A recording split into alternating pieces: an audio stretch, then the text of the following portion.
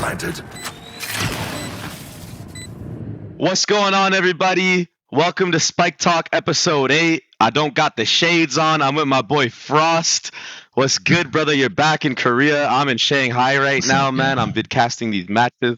You're finally, you got your first day back at scrims, bro? I think you slept in a little bit, bro. Is the jet lag getting to you, bro? Because it got to me. Yeah, I'm so old, bro. People won't even realize what I did, but if I told them, it is so colossally stupid.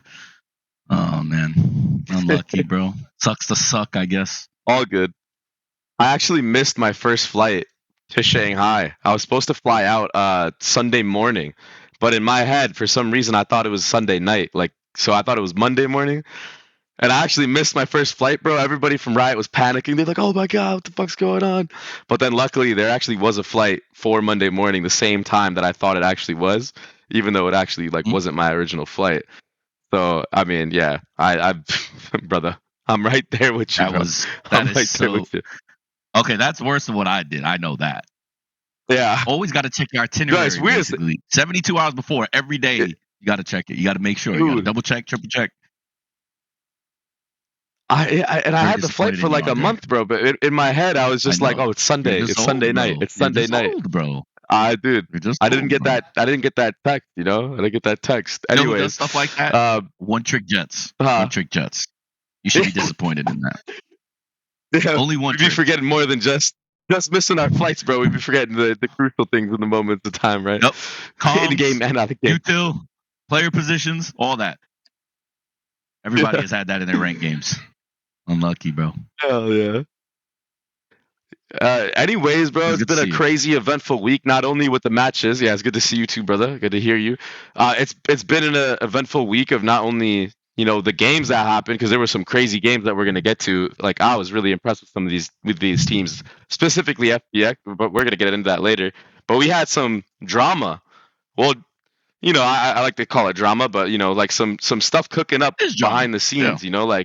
Yeah, it is, right? DRX bench stack. That's everybody hitting the panic button. This has to be a coach versus player thing, and I'm not in there, so I won't speak on it. But I've basically said that I think Cruz is the second best IGL in APAC, and I think not only did our results show it, but just in general, when you watch the tape, you'll see it if you watch enough of it. I can't help but laugh because this reminds me of what happened with NRG last year.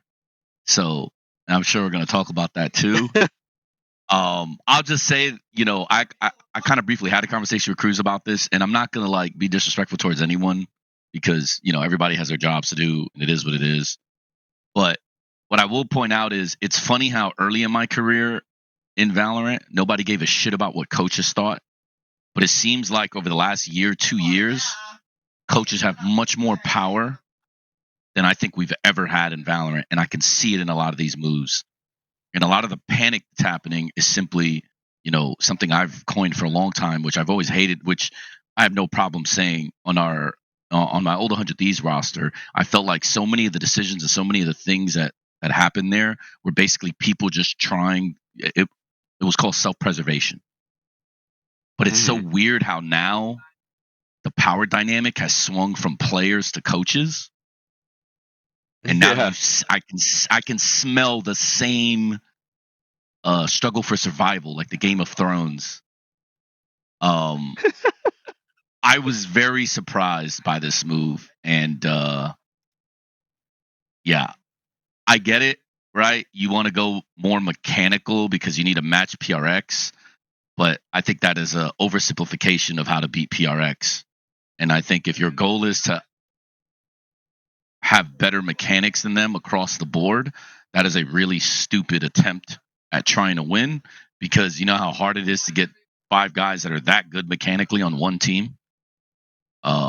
Yeah, I feel like there has to be an other way to be able to match them and beat them. And I think, I don't know, they were 5-0 for a reason. I agree that the playoffs probably didn't go the way that it should have for them. I will say, though, let's not forget that they played a 4-1 team that ended up winning the whole thing, right? Yep. PRX. And then they should have 2-0'd Gen.G, but they threw map 2. And if you want to blame the IGL on the throw, that's fine, right? everyone knows I am I'm the reason for the 13-0. I got bodied, and I made them all look like dumbasses, right? And people don't know this. Me and Cruz have talked about this. I absolutely think he griefed me on Sunset. My first mentality, though, Andre, isn't to replace him. I need more mechanics to see. Yeah. So yeah, I think the Crazy, panic dude. I'm seeing in Valorant is I think speaks to the lack of maturity in our scene. But I'm very Unbelievable. curious and very happy to see how this goes because yeah, I mean, I don't think this makes them stronger. I think it makes them stronger mechanically, maybe. But what we're going to talk about a lot today is basically like the power of IGLs and why it's really important. So, good luck. Yeah, literally. Good luck. And also, if you wanted somebody that can just frag out, Stax isn't bad at fragging out. I think he was just limited on the IGL role. I mean, I swear he has good mechanics too, bro. Like what are we doing here, man? Yeah, What are we I don't doing right know. now, man? I You can't you speak on it barely didn't because I make it don't in. know. Barely. Yeah, I know. It's crazy. It's frustrating to be outside of It's it Valorant, and bro. not You've know been on the other because, side of it too. Yeah, bruh, bruh, it's just man. Valorant. What are you gonna do, bro? So next up, we got the real craziness in North Americas, and obviously, like everybody, there's a lot of rumors going around what's going to happen with NRG, everything like that. It was an Phil super team. We talked about this last week about how it was a panic button situation for sure. But now it's official, right? Marv is gone. We didn't really get a reason why, but I have a feeling that's something personal. I don't think it had anything to do with in-game stuff. Yeah, I think it had everything to do with out-of-game stuff. And then Demon One is now benched, and I mean this is not surprising. Like we said, like we already saw this stuff last week. The rumors floating around, but now the biggest one is Chet's gone, man. He's gone. yeah, yeah. Yeah. His agent and him are already looking at CS. Yeah, I mean, look, I'm gonna do my best to be respectful here, but I'm not surprised by most of this. I think, yeah, I think it's very. I kept hearing people say that Ethan's first time IGLing was now, and that is not true. He definitely IGL'd 100 Thieves when I was gone with the babybay and Eccles thing at one point. At one point they had him playing The Sova 13-0 while era. IGLing. Yeah, so I think he had he had the opportunity to. He had Jovi as a coach.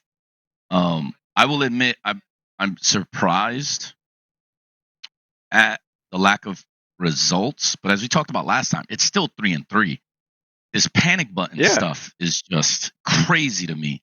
I think ultimately he would have figured it out and turned it around, but I can understand why maybe if he decided like, dude, I need some help in this department. I need a real mid rounder or, someone else to IGL for me and let me mid round, which I'm more comfortable doing. I can understand if that's the case if he didn't want to, but I don't know. Yeah, I think the panic is still crazy to me. I don't think Chet's move is panic. I think he realizes that, his only friends are basically now turned on him so he doesn't have a choice. Unlucky. Yeah. Yeah, and with Is what it that is. being said, it's rumored. Yeah, it's rumored now that FNS and SOM are making a return, which I think this is the right move. If you are gonna replace Mhm. anybody, you know what I mean. Like I think that you're right. I think that Ethan working with an actual IGL and an IGL like FNS is it's gonna be really good. I think it could be great. Honestly, I think them in tandem will be Yeah, a force to be reckoned with, much like I agree. how Ethan was working with Boostio.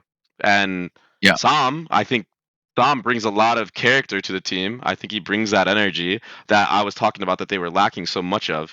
And I think that he can be that little ball of energy that can motivate everybody on the team to like just want to play and stay on track and everything of the sort. And also Sam is mechanically Really, really, really Very good. gifted. Very Really, really gifted. good. Yeah. He's awesome. Yeah. Um, Yeah. I that think. being said, with Yeah. yeah, yeah, you go ahead, you go ahead, you go ahead. I was just gonna say, I think the point you made about Marv, I think the difference between Sam and Marv isn't so big that you worry about whether or not you can hang, but the emotional Mhm. ride, like the intangibles that Sam has, far outweigh. And I think that's why the move makes sense. Obviously, at first, I thought I was not happy with the move. Actually, I was like, "What the are we doing with Marv?" Tactically, I don't think it was good because I even said, "Who the hell are they going to get to replace him?" Right? Okay, well, at that time, I didn't understand because I knew the interpersonal stuff between Crashies, Victor, Chet, and FNS and how ugly it got. I thought there was no way they, you know, drop their ego and go, "Oh shoot, let's go back." If I knew that was in play, okay, an entirely different story. But here we are. So for that reason, I Yeah. think you're right. I think the Jimmy move makes a lot of sense when you put it in this context. In most others, I would think it would be a bad mistake. Yeah. I mean, I'm excited. The only thing that I'm still kind of like up in the air about is like, okay, we're benching Demon One, and it just feels weird to me. I don't know if it's a personal thing. I hope for everyone's sake and his own sake, I hope it's like him doing it himself because he just has No, some stuff that's happening outside of the game. right, that's true. Um, But that's also an escape. I So hope it's that. it's not. But what I'll say is this: isn't it really funny? All the shit that we talked about Ye and all the stuff that's happened, all the people that have said very negative stuff about Ye, including the people on this team, and all of a sudden you have the same problem with one of the best players last year that played the same role, and we're still not going to pretend like it's Man, not systems and things for duelist. And then remember last week when I'm telling you, yo, Gov, or people were saying Gov is so inconsistent and he's a problem and this and that, and if we got a better duelist, it'd be better. And I was like, hold on, this is a design because he has a lot of gravity in server. When you have to deal with Gov, uh-huh. you put a lot of effort to stop him, but that opens up the floor for other people. So is Demon One wash now too? I guarantee you. You put him in a good system, or you put him around like, look at narrate. Everyone's like, man, NRG missed out on narrate, bro. And it's like, what if you put Demon One in some of these same positions and situations, right? Like, I think people forget that situations matter, and I think it's just funny that now you have now you have Demon One all of a sudden are washed, and I know they're not washed. Derek last year washed. Yeah. EG this year not washed. So I don't know, man. I just think this.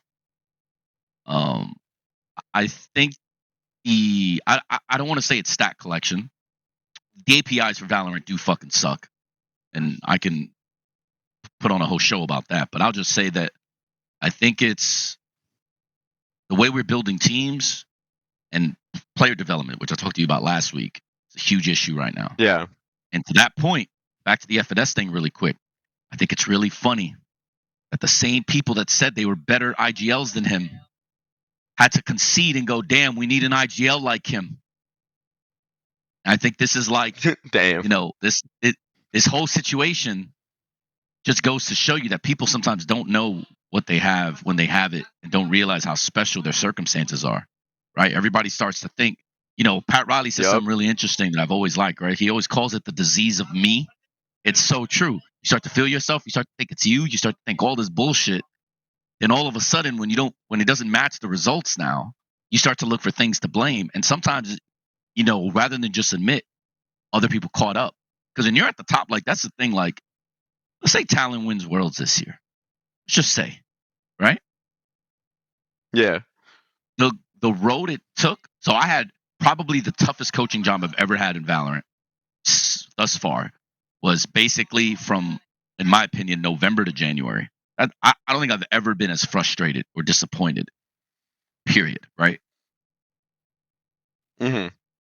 That right there pales in comparison to what it's going to be like next year when we're trying to defend the title. Because getting there, it actually seems like the most impossible thing. No. Once you're there and every single team is targeting you, a la FNATIC, like we talked about last year, right? How everybody was stealing their defaults. And this year, how everybody was stealing Sentinel shit and Gen.G shit. The moment where you're being targeted like that, because you're now the person or the team that everyone has to look at, like I dealt with this at 100 Thieves, that is so much harder than like the climb.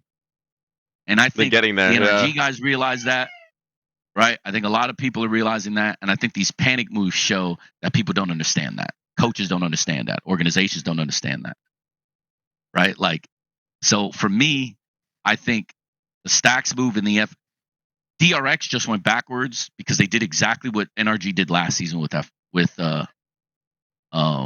Yeah, with FNS and Song. And I think they're going to realize how difficult it is now, because now they're adding 3 kind of rookies. Bane's not really a rookie, but 3 rookies in an attempt to go mechanical, not realizing that there's a game IQ difference. There's a game IQ thing happening, right? Like, we don't BT1 because we're just like naturally just way better and our aim's better. Oh, we BT1 because we had the better IGL, the better game plan, and we basically just beat the shit out of them, right? But like, that roster is still not like, they're not bums. The roster can still play, but how do you 2-0 a team like that?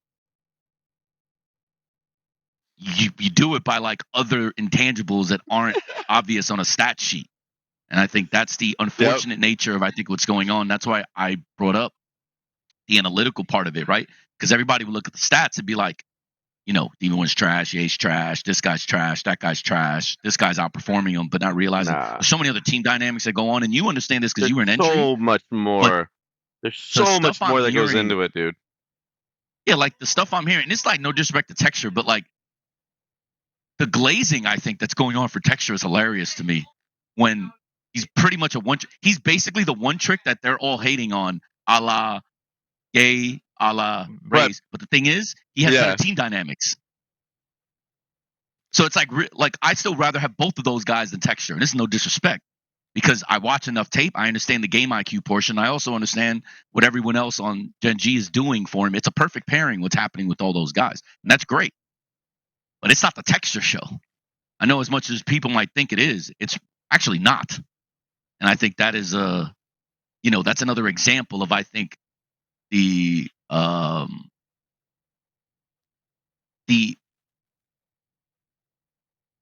overwhelming analysis around stats, because Texture looks like a GOAT at the position in APAC, and I'm telling you right now, he's not. This is not a shot to him. This is just an understanding that the team is really good, and those 5 guys together are allowing a lot of interesting stuff to happen, which means Texture gets a lot of good fights, and he's doing his job. But I promise you, you make a couple changes on that team, Texture won't look like Texture. Yeah. And now you have some real problems. So, I wish everybody the best. I think NRG does come out better. Yeah. But, man, unlucky. I think it says a lot about an IGL that knows how to actually implement a system that he can get the most out of his players. And I think when Munchkin joined Gen.G specifically, I mean, Texture was on global. He looked like well, first of all, the guy wasn't even playing fucking Duelist, right? Like, what the fuck is going on here, right? But anyways, it says a lot about an IGL and like also coaching staff, because like IGLs and coaching staff work in tandem. At least they should, right? And it says a lot about an IGL that can actually identify what system they need to put for their win condition, which for Gen.G, I mean, they understand that if they can set up Texture really well, then they have a really high chance of winning the round. And even if he goes down, he's created so much gap closing, so much chaos that they can all thrive in that, maybe with a lurk activated or whatever the fuck it may be, right? I mean, this is the same for like Boostio on 100 Thieves, right? It's the same thing. He came to 100 Thieves, implemented a system that got the best out of all these young kids, and now look at them. You know what I mean? They're owning.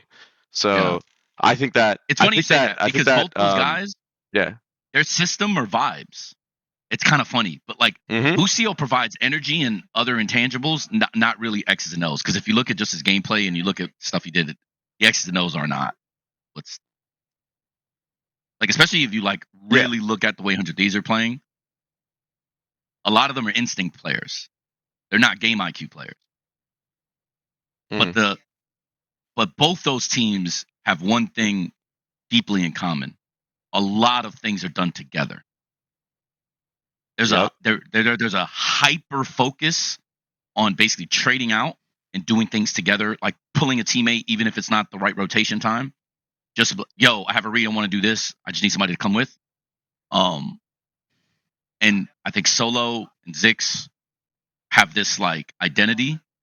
I think Busio as an IGL, maybe a different energy guy, because from what I gather from Ban, Munchkin's not the rah type, but Ban loves him, by the way, and thinks that like he's not surprised about the Gen.G, like how well they're doing, Yeah. because he thinks that like those guys are actually good players. A lot of them are players that nobody wanted, but even Lakia was considered trash. He ends up on that team, and look, doing well. Trash. Right, Yep. right. So I think the one thing that both those guys you mentioned, Munchkin and Bustio, have done is this team melding. And I Mhm. believe we talked about this last week, maybe the week before, where I was like, bro, if a team doesn't fuck with each other, they're not winning shit. Yeah, it doesn't matter And I who you think are. You could have 5 of the best players in the you're world. You're not winning. right, right. Your best chances are, having good enough players that also believe in team, and with the power of 5, maybe you can pull out some stuff. Obviously, you need way more in Valorant than just that, but I think Mhm. that's the one thing about both those guys that I really appreciate, is that you can tell the leadership qualities by just watching the difference between Yep. last year and this year on some of the same players. Yeah. And just honing it back to NRG a little bit, I feel like FNS has a good idea of how to be similar in terms of like not with the hype thing or whatever like that, but in terms of getting the most out of his players. I mean, we saw him do it with Ye, you know what I mean? We saw him do it with Marv during that era when they were Yeah, no doubt dominant. about it. And I think that Yeah. for me, it's like Demon One is getting benched at a time where like FNS could really create a system around this guy, and I just feel like he would just destroy, dude, because we've seen FNS do it before. We've literally seen Yeah. it, and then it got stripped away from him because Ye got what, poached, or I don't know what the hell happened, right? It was like Ye and Marv. First Marv is No, like, they. oh, I don't want to play. Yeah. I don't want to play at all. And then Ye is like, oh, like I guess Ye just went to go get the bag, right? Or whatever it may be, whatever the Yeah. case Yeah. was. But Yeah. either way, Yeah. case in point of what I'm trying to get at is that FNS, I feel like, could actually enable the living hell out of Demon One, and really fucking make him be in advantageous fights, know how to use his abilities to the max. And I feel like now for NRG, although they have made a lot of good changes that I think will help them in the long run, they don't have, in my opinion, they don't have a duelist player that's gonna be able to like go up against the likes of like an Ospas, no offense to Vic, by the way. I think Vic is great. I think he Right. played great on Raze on his comeback, playing Raze a couple times. But Vic on Jet, I mean, he did it a couple times last year, and he didn't look too bad on like Breeze and stuff. But like, he's not he's not that one trick Jet player, bro. If you put him up against Yeah. like an Ospas or something, I mean, I'm not saying he's always gonna get diff because he is a veteran player and he has different ways of winning gunfights, just through the experience of playing against these teams. But I mean, I think for the most part, if he's going up against like a star duelist, he's gonna get outshined. Unless they out macro the living hell out of the other team. But if it's too evenly matched, if both teams have good macro, it's gonna come down to those individual mechanics and players that are able to take over and like star power, right? And I think that they're gonna be lacking that with this specific roster, which is so funny because it was kind of built around mechanics in the first place for this year. I mean, so odd.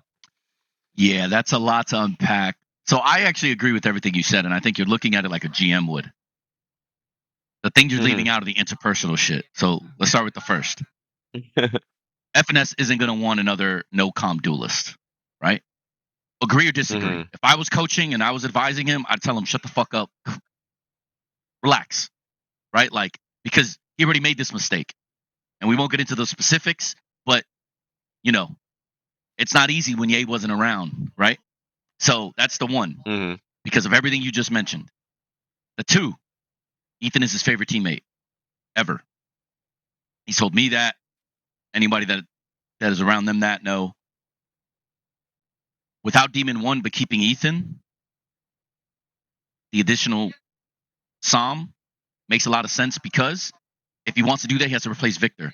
But if he does that, he has to also replace Crashies because they're a tandem. And after the Game of Thrones move they pulled on him last year, both of their survivals are now even more paired with each other. So he can't make the move even if he wanted, right? Because he has to find a replacement for 2. So he has to deal with this, right? So that's so yes, he should be replacing Victor, absolutely, right? Especially because he was supposed to Victor was supposed to IGL, and he didn't. So now you need to get a real duelist. But everything I mentioned, and I mean he's still a quality player. It's not like Victor is trash. But yes, I completely agree with you. But now you have another problem. You have the one trick, or the perceived one trick Jet in Demon 1, which reminds him of another one trick Jet he had. And then the inability to communicate and bring stuff to the table on that other front, which, as you already mentioned, you would love to deal with that if you can get a guy that can do that. Like, bro, I don't care, bro. Like, if you can't calm, I will still make good use of you. Trust me. Like, I understand how hard it is, bro.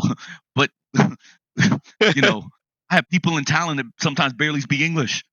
Like, it just is what it is. Like, you have to figure it out, and you have to so.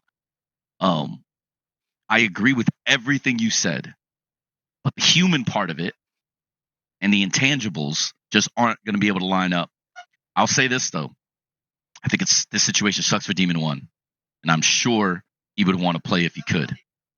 But I'm sure the stress and all the negativity around this roster is much different than the roster he had last time.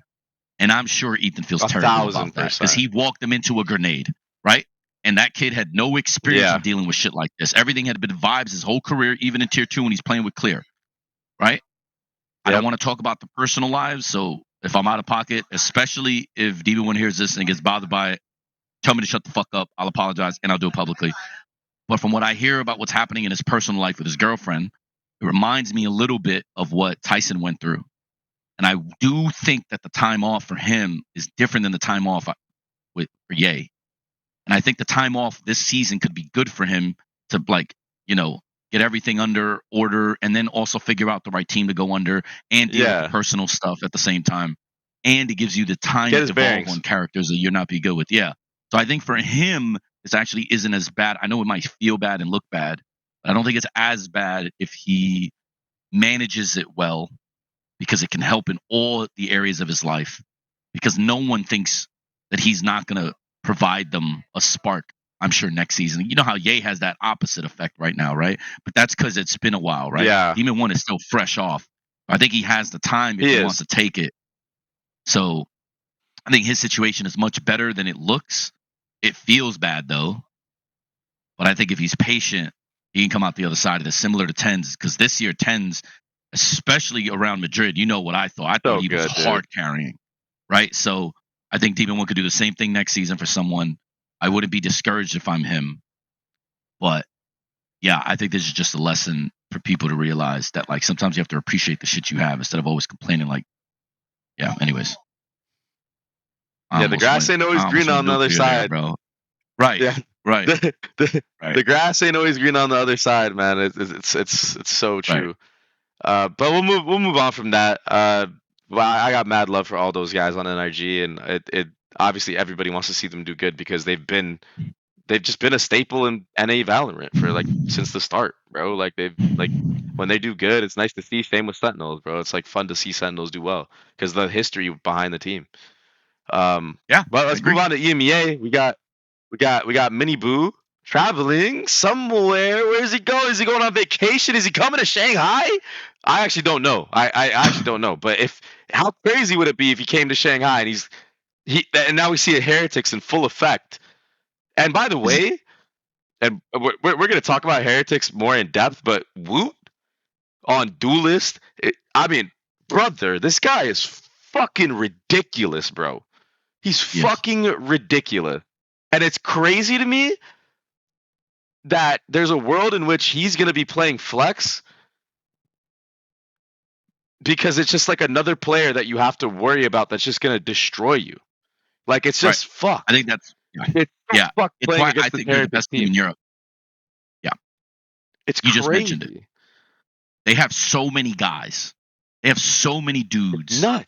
that can just take over games, and I think it's a pleasure to watch. But I don't like this at all, particularly because is this a mental health break or what are we doing?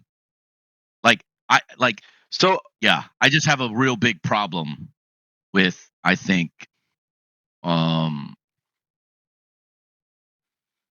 just say if the organization wanted to give him a mental health break and give him a reset and he needed the time off, I think the moment you get to a tournament and you start doing well and you go, oh no, we can win it. and The fact that the rules then you bring change, him in. like if I'm his coach or GM, I'm like, I don't even want to hear it. Sit down. Yeah. Because is the short term better than the long term? Like, what game are you playing? Like, what does it matter? To me, everything should be about champs. So, Yeah, how does this help? How does this help? Well, you get 3 points. You're already one of the best teams in Europe. You should be able to qualify through playoffs. What are we talking about? And I think this is ultimately this is again the immaturity in Valorant because it's skew so young and the lack of maturity I think from the adults in the room or the perceived adults in the room. Because and another thing, it's so disingenuous to use mental health as a reason only for it to not be about mental health because you had a week off. Like So real quick. So much of it I'm bothers so me, confused at actually. it too. Yeah, I'm so confused at it too because they said that it was a mental health break, but then he's tweeting out that it was actually because he had exams. So That's my point. I don't know what was it? Like, what That's my actually was point. it? You know, Like, it's I wish just they would I clear don't the like the air about idea. it and just let us all know. Exactly. So it's either that wasn't real and you use an excuse, and the excuse you used was cap because now you're, I don't want to say they're making fun of real mental health issues, but in reality, you are. You basically go, oh yeah, we'll just call it a mental health thing. I would much rather them just talk about like how I talked about with Lenny that he needed to do the army service thing, and then we played with Surf and we hit lightning in a bottle, and then it was like you're not coming back on all these maps. You know what I mean? Like they're doing well, like they're playing well. FNATIC is playing well. You want to, I mean, if you want to do your best as an org, isn't it their responsibility to try to win like this for two reasons? One, FNATIC is 6-man. He's playing well. Why you might be able to win this tournament even with a 6-man. Why not see how far you can go because it tests the other players, but also FNATIC has something good on tape now, and now he can show other teams next season. And then at the same time, you're giving your guy the break that he needs. Now, if it was just an exam thing, I just don't know why you wouldn't have said from the beginning he's probably going to miss the first week. Yeah. Blah blah blah blah. Like so. Yeah, I just on a personal level have so many problems with this, and I'm surprised that Riot. I'm not even going to get into that, but I'm just saying you would think that they're so strict about so many other things. You would think similar to the NFL and some of these other things where like you can't lie about injuries and reasons for people to not be there because fans purchase tickets. I feel like if we're going to consider ourselves an esport, we should also be very cognizant of that too. Yeah. So the fan and viewer not knowing why, and then all of a sudden it's like the WWE. This guy comes out as a special guest and is like, "Yeah, that shit doesn't really work because you still got to play the game. Like it's not like we're in the entertainment industry, but it's not like fake wrestling. Or sorry, the physical stuff in wrestling is not fake. The storylines are obviously fake, but we shouldn't be mirroring fake storylines in Valorant. You know what I'm saying? Like, I just don't think that sets a good precedent, especially in a time where we're beginning to take mental health seriously, and then we got this stuff happening where like people are using it as an excuse, and it's so obvious that it's an excuse, and it's just like, dude, it would have just been way easier to tell us the truth. and it's just like, so yeah, I have a huge problem with this, and I'll be very disappointed in the coaches. And I get it, players are going to want to play. Me and Cruz have argued about this before because the Shanghai thing, blah blah blah. And it's like at the end of the day, if he couldn't play, that's cool. FNATIC is playing well. You still have a chance to compete and win. Winning only really gets you 3 points. That team should already qualify. You should be using this as a litmus test, right? Rather than, in my opinion, Yeah, all right, we need to come together. We need to try to with win the this. loot, It's like, dude, yeah. So, because especially for what you said, if you're using someone out of a position to play duelist, what if there are things you find out about this guy and you're like, wait a minute, maybe on certain maps, Haven's coming back. Maybe his playstyle will work Raze on this map, right? So like, I'm just like beginning to go Raze through all has the been options, crazy. like, right?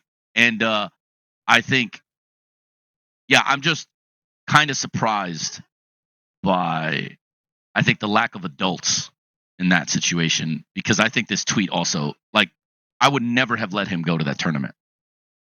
Like, and that's just, maybe that's a personal, like, Hector thing, but I feel like if we've been practicing for 2 weeks and game planning without you, and it's not a must-win situation, this is good for the coaching staff. This is good for the other 4 players. This is even good for the sub. This is their growth, their development here. It's not about you. Like, yeah, sure, we might be able to win with you. That's cool. But what if we can win without you? And that I think is the biggest problem. Like, I don't expect miniboo to understand this, but if your team can win without you, you have a better team, right? And also, it should also internalize, like, relieve the internal pressure for you to know, wait, this team got me. Remember, I brought up with Ban in T1, right? How, like, it was good for him to realize that he could be taken completely out of a series and we can still 2-0 like a team he wants to beat. Yeah. And these are little factors that people just don't understand and they don't think about. And it's just, when you add all the things together, that's why I think this stinks and I don't like it. And sure, congrats to Heretics, they end up winning the tournament and all that stuff, but I think they all are completely missing, the bigger picture here. And it is what it is. It's their team. They get to do what they want. Like, I'm just talking about it. Yeah. I mean, we'll see. We don't, like I said, we don't even know if he's gonna be here. Maybe he's actually is taking a vacation for mental health. Who knows? I do know that he's been like watching a lot of the matches, supporting his team, and like he was on a co-stream with Tarek and stuff. And he's been hyping up his boys. And like I remember, yeah, it is cool. It is cool. I like what he's been doing with that. And I think that's another thing. If you're taking a mental health break, you also take a mental health break from social media, right? Yeah, I mean, because the pressure of a pro player I would, especially as a young kid. That's social media could be so killer as a young kid, dude. It could be so killer as a young kid. I know. So, but then again, bro, we got to understand that, bro. Me and you were born in a different era, bro. You know what I mean? So it's just different. It's true. It's true. Because these kids, their mental health break might be just like trolling on Twitter. That might be their mental health break. I don't know. You know what I mean? Like, that's the thing. It's like, you gotta think about that now, right? We're so, yeah. Yeah. The thing is, you're not wrong about that, because that's basically Gov and Jit. So there you go, right? It's a different game now, dude. Like, it's different, bro. Yeah. Yeah. So, but it is what it is. We'll move on from that. Hopefully, I don't know. I mean, hopefully everything works out for them and stuff. And I do like how FNATIC has been playing. I think he's earned a spot no matter what on a roster. Yeah. If not, I think so too. Not like for the next stage even. I don't know who. Like, I'm sure there's teams that could use him. Yeah, but if not for the next stage, too, for next because year for sure. His film looks so good in Madrid. And dude, he's that's sick. why I wasn't worried about sick. Him. He's good. He's sick, dude. Yeah. And you know what, by the way, I heard that at some point, like, a big part of his demise in like just the scene in EMEA was the fact that he was like a little bit of a like that there was a little bit of toxicity there or something like that. And then something happened with him where he just snapped and he was like, I need to be a better teammate. This is what I heard. I don't remember who told me. I think it's just word of mouth. Mhm.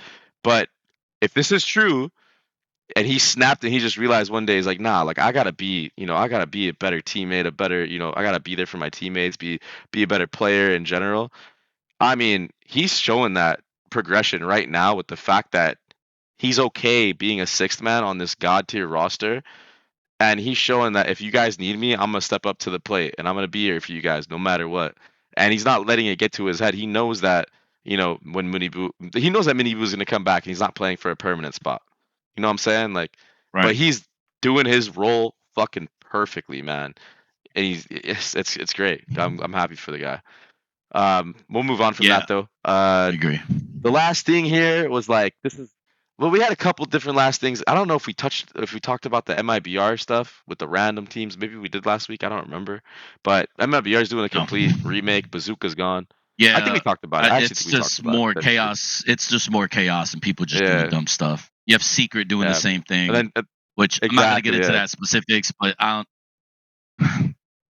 Whatever, man. Like, if Yeah. he just deciding he needs new teammates in the middle of a season, thinking it's going to save their chances, but Borkum, for instance, isn't the reason why they lost to T1, and it just is what it is. It's But just that some guy's teams. good. Borkum's actually good. What's funny is I wanted to replace him when I was at Secret, and Jesse Vash would not. And ultimately, I think Jesse Vash proved to be correct because I thought the more ideal thing would be to move Jesse to the smoke spot and then get another Sova. Because I think Jesse is still really good, man. Like, he's older, obviously not the same, but that boy still play. I think this year is much worse than his last year, for instance. But Borkum, I think, for us, probably the biggest problem when we play them. And that's funny, right? Because you would think like, they got Jeremy, those guys are not a problem. Problem is Borkum because positioning is such a crucial part to this game, and his game IQ is high enough that he can punish us when he starts to realize, things like small patterns or like, he can find the gap really well. And I think Borkum is at his best season this season as a player ever. Right? I know. And he's a thorn in my side, and I wanted him gone. And it's like, so it's so funny you said that because I agree with you. Right? And I'm acknowledging that I wanted a better player or what I thought perceived to be a better player because I always ever really just assumed that APAC is all about mechanics, and it obviously has been. But obviously now that I'm here, I'm beginning to realize how injecting more game IQ is actually a recipe here, right? Because so yeah, he's been a problem. I'll just say I'm glad to see him go because he was a real problem for us. So Wild Oreo, I hear is a good aimer. So funny, but dude, yeah, that's man. so funny, like, bro. It's just true. It's like, okay, cool. Like I'm totally open to acknowledging that I was incorrect. I think in my initial assessment. 2 years ago now? I think 2 years ago, maybe 3 years ago. I don't even know. Time is a blur now. But good luck to him. Good luck to him. I hope this gets him past the T1 hump or us or whomever they think they can beat now because of this. 2-0 in PRX isn't enough. Unlucky. Panic button. What are you gonna do, bro? Panic button. Warbirds is out too. They got rid of Warbirds. They got somebody I've never heard of before. Props to them. Good luck, boys. I think y'all gonna need the mid-season remake is the mid-season remake is dude, the panic is just that's so bro. ambitious. It's so ambitious, just bro. Grief, like bro. Come on, you have one more stage left, bro. Like you really think you're gonna make a Hail Mary run and like wipe out fucking a bunch of players so in many your of these roster teams and make a run? The chances think, that are so what team has ever done that ever, bro? Even in sports, what team has done that, bro? No one. Yeah. No one, man. Maybe it's happened like once ever. I don't know. I'm not gonna say never because I'll give you a little example too. Last year, some kid they were somewhere is one gonna game look this shit away. up, but They were one game away from making champs, and that was they had to go through Laz and Zeta, right?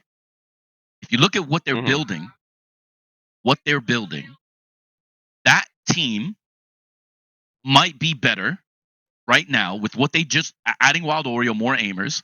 It actually might be the recipe to beat Zeta, right? Mm-hmm. But it's 2024 now. You have to go through Talon, Gen.G, who didn't exist last year.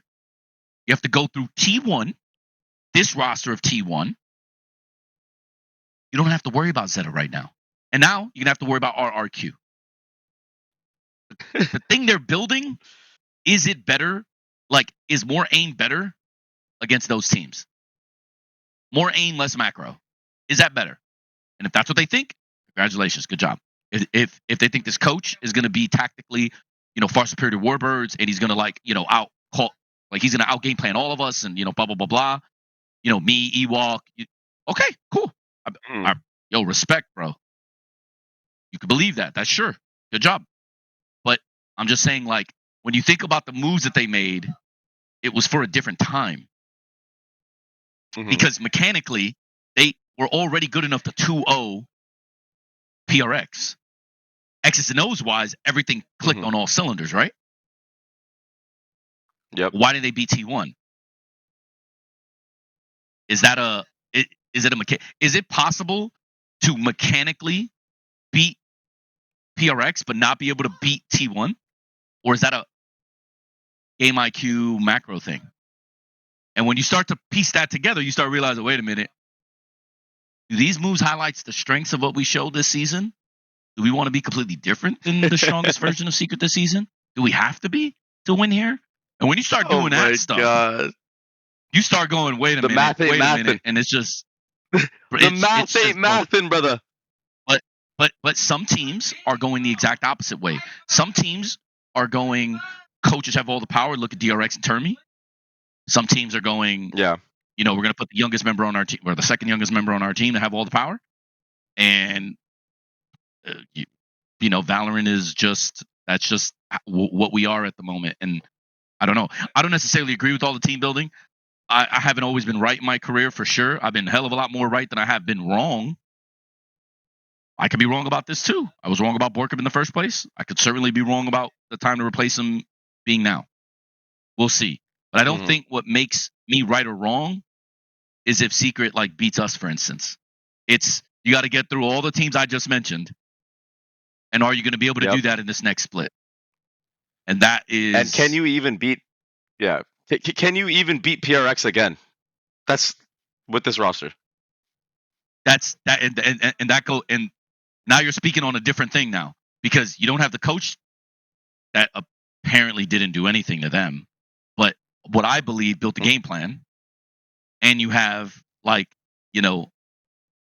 enough IQ players that can take advantage of a lot of situations. And I will again assert that the difference in kickoff between Team Secret and us, and what made it really difficult when we played them during the season, was actually Borkham. It's not Envy and it's not Jeremy. So it's Yep. I mean, also, yeah, it was Vash, we spoke about it. We spoke about it. I was talking about how I was like, Borkham's good. Before your guys' match, I think before you played against him, I was like, dude, this Borkham guy, he's playing the best solid. he's ever played, and you were. Yeah, I know. But at that time, you were telling me that you were like, he's one of the weaker players, and then he just kept. He was so consistent week by week. It's just fucking doing it. I just had a bad read. He just kept kicking our ass. And I'm just like, what the fuck is going on? Right? But it's just, it just goes to show you that, sometimes you don't always know. Look, I was there and I still don't always know, because I wasn't with them every day, because I didn't live in Asia, right? So you do this NA Asia thing. But yeah, man, it's sometimes easy to get it wrong. You can also hit lightning in a bottle. It just depends what the odds are, what's more likely to be the case. And I just think the panic button from all these teams is I don't know. It is what it is, though. What are you gonna do? Crazy. I don't know shit. Nothing. That's what everybody tells me. I don't know shit. I'm wrong, I guess. Well, I know what we're about to do. We're about to talk about all the matches that happened so far in Shanghai, which I mean, there's been Yeah, I some was very wrong crazy, here. crazy I was games. wrong about every draft. Every one. Dude, I got them all wrong. dude. All 100%. All wrong. You know? 3 out of the 4 teams I suspected. The Yep. only team that made it through was the one I thought might. G2, by the way, good call on that. Man, I still thought, dude, the amount of chances that these teams throw against, bro, it's actually crazy. I feel bad for Leviatán that didn't make it because, well, Oh my anyways, we'll gosh, it was continue. But so let's just say close, that bro. the It was amount of so the close, throws, bro. the throws are killing me, bro. They're killing me. Dude. But you know what? Anyways, sorry about that. So, well, but before we get into the matches, just so we could talk about like the throws, it really seems like it could get to a point in Valorant, like when you're both like on LAN and you both feel the fucking pressure. It Mhm. really is who's gonna make the most mistakes, The least amount of mistakes. and this Yes. applies. Yeah. Yes. Oh yeah, yeah. Who makes the least amount of mistakes? Who throws the most?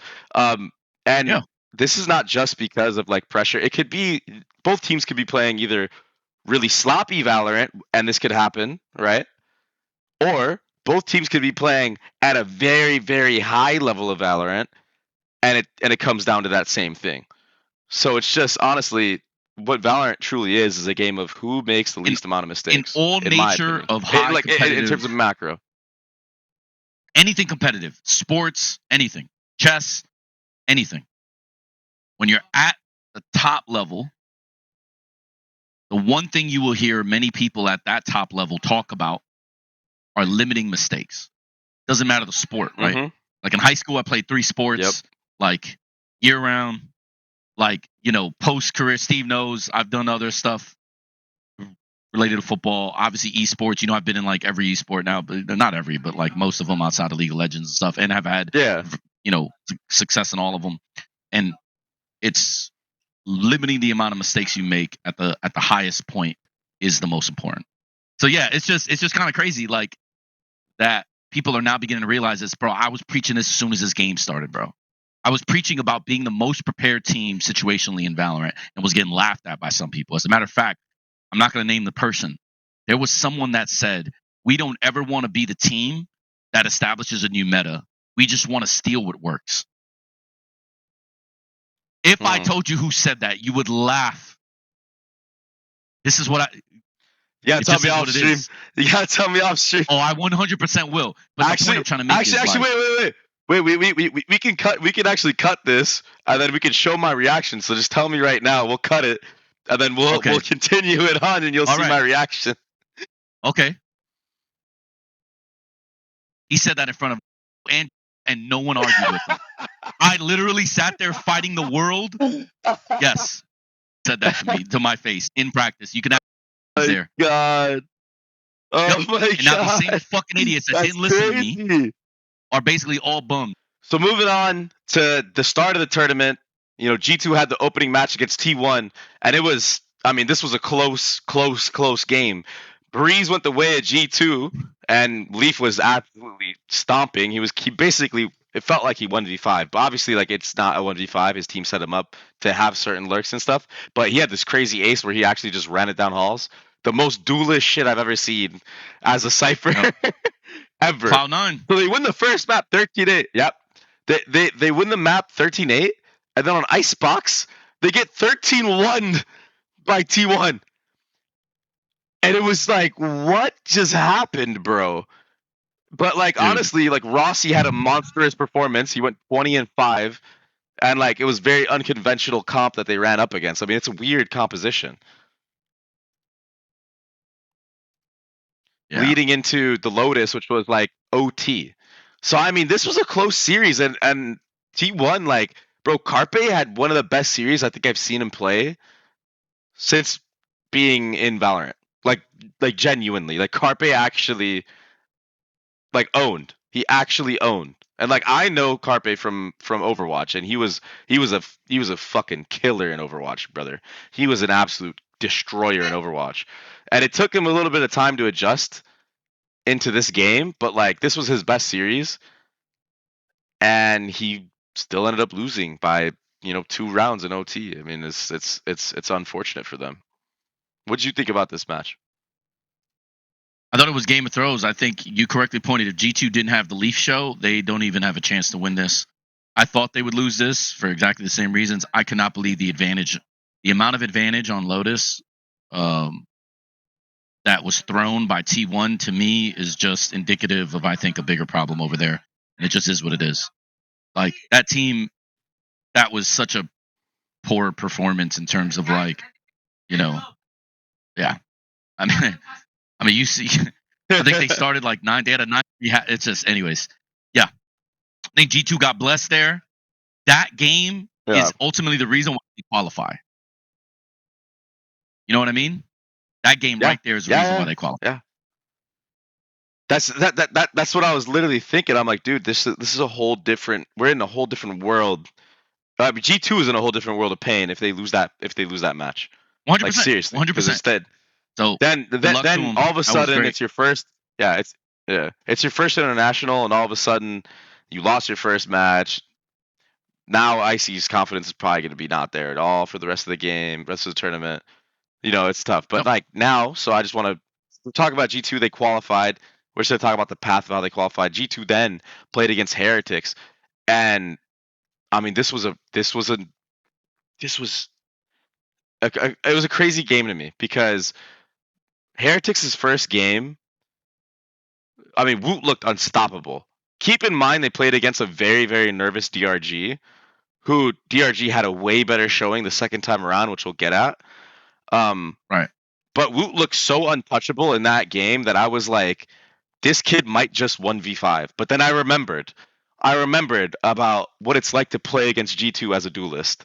And I understood that these guys know how to play around a duelist that pops off. They know how to identify where the duelist likes to play, and they know how to avoid that. Either avoid him, they either know how to avoid him, or they know how to utility bomb him out of the fights, or they know how to trade him. And for me, in this series, the person I was most impressed by was Icy.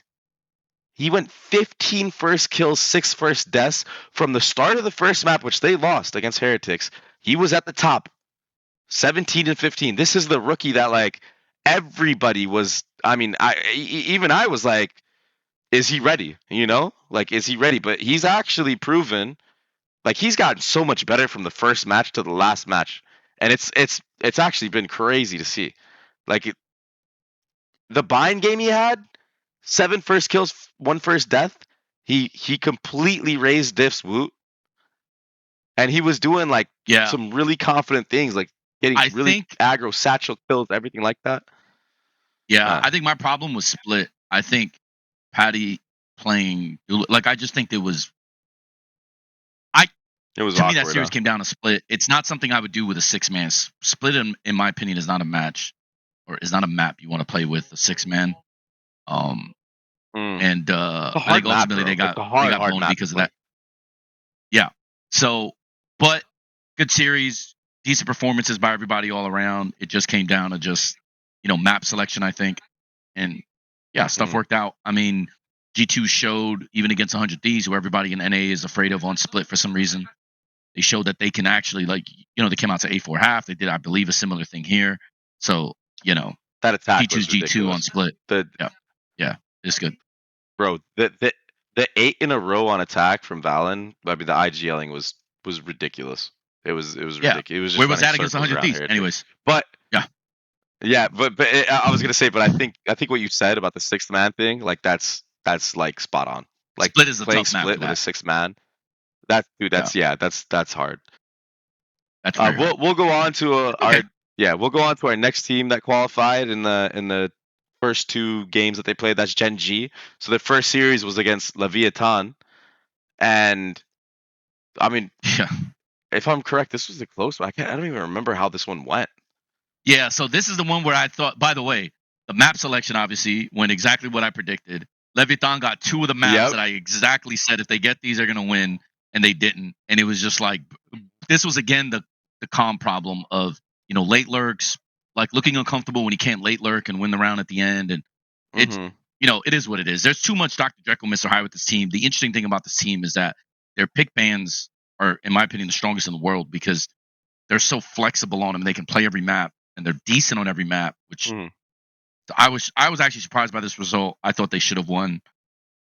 Props to Gen.G. I believe Gen.G played also on Sunset, and they played the thing I told you, the jet thing.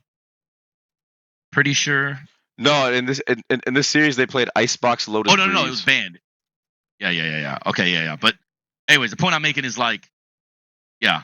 Oh no, it was against FPX. Yeah. But like, I was over here like, It's okay. dude, We'll we'll like, we'll there's no we'll, way this. we'll Like, I cut remember it. watching this Let's series going. yeah.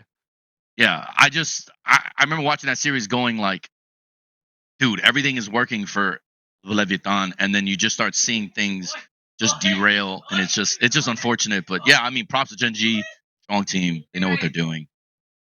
Yeah. What can I ask you? What is up with Lotus and Texture just like absolutely having like some of the best raise performances ever, bro? Like this guy, I swear to God, this guy on like when he entries B site on Lotus attack, It's I mean he just yeah, like gets an ace there like every single time, like at least once a it's game Gen.G, so far for the last bro. couple games. He's been getting Gen.G. some The first crazy time we played clips him on on B site. Lotus, Like it's his site. the first time we played him on Lotus, we got a quick 16-8, like, or Hmm. they beat us 16-8, and I remember we watched Yeah. it back, and we were like, we didn't make many mistakes here, huh? That team fries on this map, bro. It's why Yeah. I did the same thing I did versus PRX, um, against Gen.G early in the season. So we ended up playing them on Lotus, right? And that was Yeah. me by design going, okay, because they beat us so tragically on this map, they're gonna think there's no way we play them on this map, right? Um. And things didn't work out as I thought they would. Um, like, we had a strong showing on Lotus, but we had a really bad start. I think we were down like 7-0. And against good teams, Mhm. they will put you away once that happens, and they certainly did. Yeah. They are frightening on that map, bro. Meanwhile, on Yeah. Sunset, paper, wet tissue paper. So it's just weird. They just have this, you know, they just have this thing where like they're world beaters on one side and they're not on the other. But dude, that team, when things are clicking, bro, that team they're a juggernaut, bro. They're a juggernaut. They're ridiculous. They're Yeah, ridiculous. man. Now, going on to the next game, and you had a great point about the Sunset, because they played Sunset against this team. It was FPX. Now FPX, we haven't touched about them yet, but they had they have such a unique style. I love watching this Yes, team their play. attacks are so good, No, bro. Their attacks are so on clean. Their attack, defense, dog shit. no, Dog they shit. have to work on it. They Trust me, I have to know. work on the defense. And Oh, that team is going to be good though. That team is solid for sure. dude, they're gonna be good, and it's so funny because like at the end of this I game, know. like Lysor, like he's walking backstage and he's like, he comes back. He's like, "Oh, baby, like, can I get a picture? You're such a legend." This, like, keep in mind, he just lost in like in the craziest OT match on Icebox, and he comes up to me. Yeah. He's like, "Can I take a picture with you?" And I'm like, "Bro," I'm like, "My Yeah. brother, you're a warrior. Of course you can get a fucking picture, dude. What do you mean, man? The series they just went through, they Yeah. could have won it. It was so. I mean, Yeah. it could have gone either I way. know. Any I know. other I day know. on that last map, it was ridiculous, Yeah. bro. Life and Um, Autumn are or getting a sorry, lot that of. wasn't the OT game. Sorry, that wasn't the OT game, but it was the No. It's fine though. But 13-11 Life and on Autumn Ascent. Yeah. are getting a lot of like credit, but to me, the real linchpin on their attacks and just in general their team, Lysor, their Omen player. God, he's so good. He has these like timely, He's sick. and he's the undercover one. I think that makes a lot of it work. Like, Hmm. Autumn might get a lot of the highlights, and Life, it probably has like the most 3Ks or something, but their smokes player is Yeah. really solid. So speaking of Sunset, because like I know like we were talking about how like Gen.G run this jet comp, and I think it's so bad. Hmm? First of all, I think it's bad. Um, Obviously nothing is truly bad. You can play whatever you want and you can win if you have a good game plan going into it. I think that just against this specific team of FPX, Gen.G's comp is actually like the perfect comp to play against it because as a jet, you're able to have more confidence playing in front of that harbor wall or even peeking through the harbor wall. Mm-hmm. And like you have a better chance of disrupting. you know, the way that FPX was using the harbor to default and etc. And like I actually think I called it before the match even happened. I was like, watch, Texture's gonna have a field day against the way that FPX like to play this comp and how they default, because I know that he's gonna do his homework and he's gonna find out the timings to disrupt and when to peak when they're doing their default, what the gap is with their utility and etc. And he did just that. I mean, he owned. He went 20 and 12, and he was doing exactly what I said. And so was Karen on that Omen. So was Meteor. I mean, it's just like it just worked out for Yeah, them. I I was think this is the only time we're surprised. gonna see this comp thrive like that. Yeah.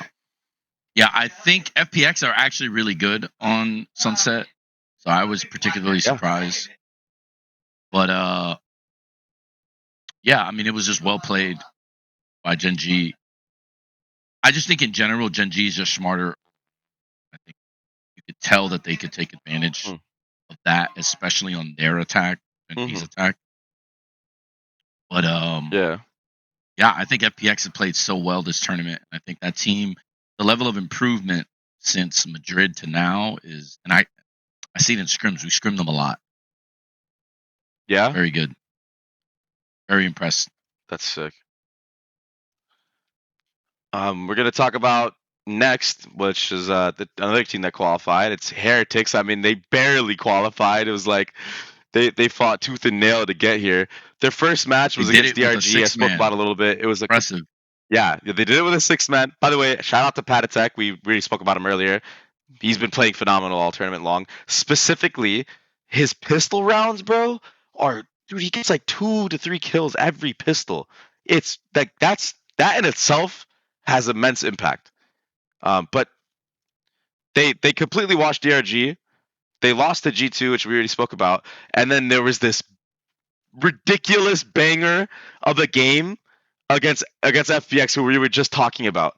This was the game that I was talking about that went like a million OTs. Where like, by Yeah. the way, I thought that it was gonna be done, bro.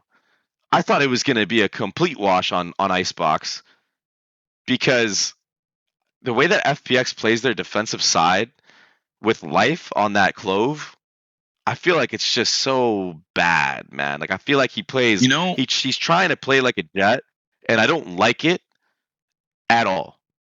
Because they just don't play together on the defensive side on the A site. Like they just fight ones. yeah. They take ones. Like if they fought together, dude, if this team could figure out the defensive side, they might be one of the best teams in the game. And I gotta pop up this DM I sent to Lysor, um, just about how they play. Let me pop it up real quick. I told him, and I'm sure you'll agree with me on this. One second. I told him, keep up the hard work and keep learning. You guys are one of the only teams who have a unique identity. Don't ever lose that, because it's what makes you guys so strong as a team and so hard to play against and prepare against. I literally told him, you just need to figure out how to work on your defensive side, figure out the correct timings to take those fights if you want to play aggressive with these weird comps, and maybe use your utility a little bit more on your defensive side. I mean, on this Icebox, Right. bro, their attack is so flipping ridiculous, bro. If they just figure out the defensive side, if they could just figure out how to play a steady A thing, maybe even just give A site and play a retake, or like use your smokes on site somehow in some cringe way to delay the scaling. I mean, I feel like they would have won this game for sure. Yeah. I will say though, to your point, that the biggest issue, in my opinion, on their defense is similar to what you've seen from our team privately. That sometimes they Mm, get caught up on these force buys on defense, and they go buy, force, buy, yeah, force, buy, force. Teams don't realize how stupid that is. And that's it's the bad. thing I remember the most was they didn't have enough gun rounds on their defense. But um, I'm with you about teamwork. The thing is, though, I don't know what the comp situation is like. The defense is always so hard for teams that aren't all speaking the same language, and I think they, for the most part, can, because I think some of them do speak English. But Yeah. you know, Autumn, for instance, as a duelist. So on Icebox, there's some teams, you know, don't run no duelist compositions, where there's not like a true duelist, but Hmm. they'll obviously have someone playing the duelist spot. And for me, it's Yeah. difficult or I've seen the difficulty when your duelist thinks in English and speaks in English, and some of his support behind him, they don't think in English, and that processing time Hmm. is really bad. So communication, like defense is really all about communication. Yes, it's about game planning, all that It stuff, but is, in yeah. reality, comms have to be like your comms could be shit on attack, but if you have an idea as to what the game plan is, like I said, execute, and it's kind of easy. You don't Hmm. really need to worry about like on defense. It's never really like that. It's all about like timing. Like, yo, as a site defender, do we play retake here? Hey guys, I'm gonna play retake. They use this util, you this util, blah blah blah. Your rotators have to paint the picture when it's happening, and they're rotating about like, okay, so Hmm. they don't have this, they don't have this. All right, they have one flash, they have this. Oh, they have a breach, they have a stun. Okay, so should we fake the stun on the first interval? So should we just like use util to dump, but not actually go in, let them counter util, and then we go, oh, with these Chinese Hmm. teams that I don't know is how difficult it is to relay this information from English, from Autumn's perspective to like everyone else, like Life and all the other Yeah, guys. I know how difficult it yeah. was and is still for Governor to do the same thing because Governor is one of those duelists that like to move chess pieces. For Cruz, he doesn't care. Cruz's Yeah. English is perfect. His English, I'd argue, is better than mine. But for like Surf and Jit, sometimes it's you know, I can tell that sometimes the speed that Gov is relaying all this information, they're just like they don't even hear it, bro.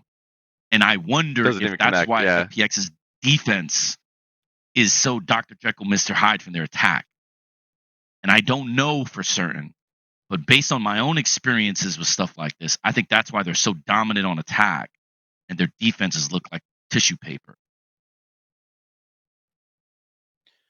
I mean, you honestly, I wouldn't be so like. I don't think you'd be too far off. Honestly, I mean, that makes a lot of sense. That makes a lot of sense because there's a disconnect on the defensive side, especially with him Yeah. playing the KO.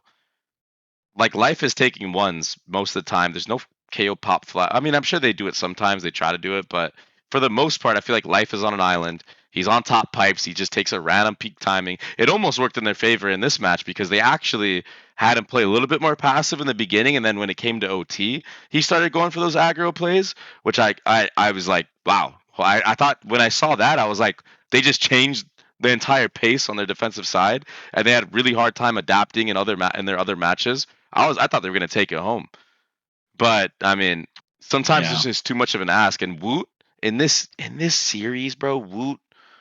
I mean, he won them. He won Heretics 2 maps. He won Heretics 2 maps. The first map, he had a crazy raise performance on Sunset, 27-9. Kid was aimbotting. FPX come back on Lotus, which I thought with how good Heretics are on Lotus, with the way that they chain their utility, I thought they were gonna roll, but this FPX comp with a triple controller on Lotus, it's so it's so out of the norm. I mean, it's just like there's just so many layers of smokes that come up. If they get on site on attack, I mean, it's so hard to retake against all those smokes, bro. It's such a weird, like, you can't prepare against the style at all. No one's playing Yeah. a triple controller Gecko raise. Like, you're never gonna scrim against that. It's so Yeah. weird. But going into this just That's a fair finishing point, touch on the actually. icebox, Fair point. right? Woot Woot had 37 kills. And I remember FPX was on match point or something. Woot got the fucking knives out and got an ace. And I was like, this kid does not want to lose today. I could not fucking believe it, bro. He just like Yeah. took I the game in mean, his own hands and just yeah. it was a But in retake fairness, though, it on the never A site. happened because yeah, you have KO, you have Gecko. I thought their util usage to stop the jet that was advancing was so poor, and I think ultimately that's what Yeah, screwed them. Like, yeah. but That props to was one of the him. craziest He games I've ever seen. yeah, yeah. It was really back and forth, but yeah, FPX similar to us when we played PRX. What they did to their economy Mhm. really was not healthy.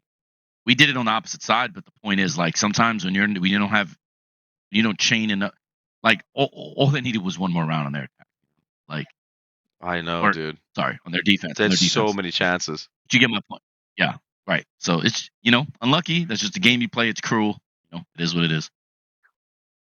Yeah. Now going on to our last qualifier for playoffs, it was Foot.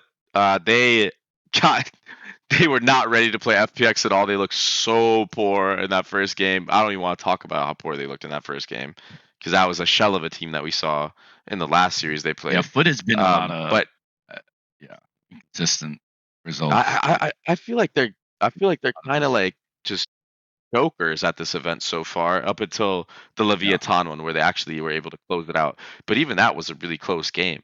You know what's crazy, by the way? There was like a statistic for that. There's this statistic that I asked for. I was like, what is Foot's post plant and pistol wins this tournament? I think going into the last match against Leviatán, their post plant win rate, brother, it was 32 out of 37, which is like 86% or something like that. And their pistol win rates was 80%. They won 8 out of 10 of their pistols going into this series. And I'm like, when you look at those stats, you're like, how the fuck is this team not qualified in playoffs? Like you're somehow fighting for a spot in playoffs against a team like Leviatán, when honestly, with just those two stats alone, there's no reason you shouldn't be closing out these maps in like a dominant fashion.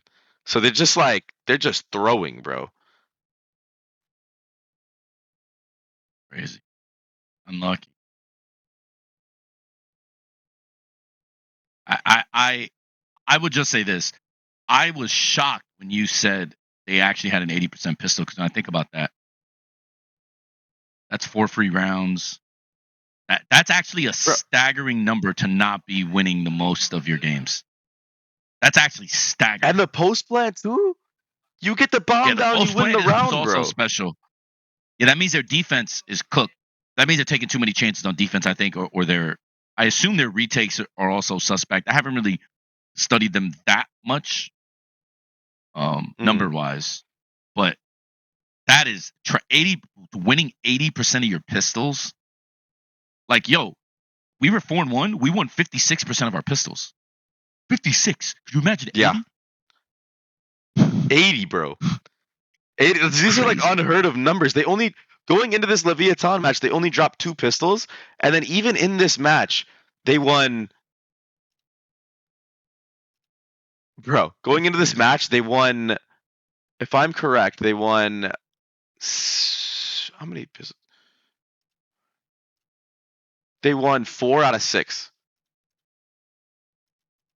It's nuts. Like I don't know Damn, bro. how they cook up these pistol strats or whatever, but they give themselves such a big like chance of closing out the maps, but then they just choke. And even in this match, I feel like they started off the series with a 13-1 on Sunset. You go to Lotus, which was like it was actually pretty back and forth battle for the most part. It was actually one of the best Lotuses I've seen Leviatán play, which is like honestly it was off of King getting like this crazy 4K in heaven on A You mean site. you? I don't know if you remember that, but like, huh? Yeah, me. Yeah, You mean you? that was me, bro. sorry, Yeah, sorry. So, like, but yeah. no, no, you're good. You're good. But seriously though, but like they get ecoed by King by me, and then they just like they let it slip away again off of like an eco round. But like I don't know how they even got to this point of it even having to play Leviatán in the first place, which kind of sucks for Leviatán because maybe they would have had to play against a potentially weaker opponent had Foot just like in this tournament just not thrown the games that they threw, like specifically the first game that they played against FPX. But like, dude, like this team, it's like Yeah. how are the games this close when you're winning the pistol rounds like this and you have such a high conversion rate on your post plants? And Leviathan, I mean, I know you got a lot to It's a say about them, so I'm gonna just communication let you thing take for the reins sure on defense, yeah. Has to for be. Foot. Yeah, because there's no way you're attack. It's the same as FPX. Now the language thing isn't a problem there, so I think it's just more like a style of play thing. Like CNET is really aggressive. You know Mm-hmm. what I've been calling them? That the Hmm. EU PRX, because a lot of Yeah, kind of. a lot of the Yeah. fights they take remind me of PRX, which is also why I thought PRX should have picked them first, which we'll talk about later. But so I wonder now that you said this, if I go back and look at those games, if on their defense they're taking Mhm. too many chances. Because that's the one thing about PRX that you can punish on their defense is they take way too many chances. And if you're patient enough to basically get a good fight and take the 5v4, then you out macro them, you'll be surprised how much you can get. So I wonder now that you said that. And like, As for Leviatán, yeah, I think I Leviatán mean, are that's unlucky, bro. I think that team has it was so sad, bro. such crazy advantages going into pick bans and they just can't get the late round, bro. They have so much advantage and they just don't know what to do with it. It's so bad. You know what the craziest thing was of the series to me was that the fact What's that up? like after the Sunset game, which was it was a 13-1, the coach of Mhm. the coach of Foot straight up said that they basically just copied Crew's game plan against Leviathan and ran the entire game plan against them. I just did it better, and they 13-1 them. And like when I was thinking about this series, I was like, you picked the picks and bans to a T, and in my head, I was like, this is all in favor for Leviathan. I thought Yeah. for sure Leviathan were going to take Sunset, and then they got 13-1 on it. I thought, Yeah. okay, like Lev are historically in the last 3 matches they played on Lotus, they lost them all, and they haven't really looked too good on it in general. And Foot, on the other hand, yeah, they run like a weird style on Lotus, but they just seem to win on it. I thought for sure Foot were gonna win Lotus, and then I thought when it came down to bind, I was like, bro, Leviathan have all the footage in the world on how Foot have played this map already, because this is I a new know. comp that they're running in this tournament. They had just ran it the day before. I thought it was a no-brainer. Like Leviathan's gonna take this series, and I think it just comes down to what we were talking about. Like they just made so many mistakes, and Mazzino did his very best to bail them out of them. Like the guy had 30 kills to his name on Brim. It was the dude. He started the series 7-14 as Breach on Sunset, and he ended the game with a loss at 30-18 as Brimstone. I mean, like bro, That's fucked, bro. I'll say this. I I feel was so actually bad. equally as surprised on Sunset.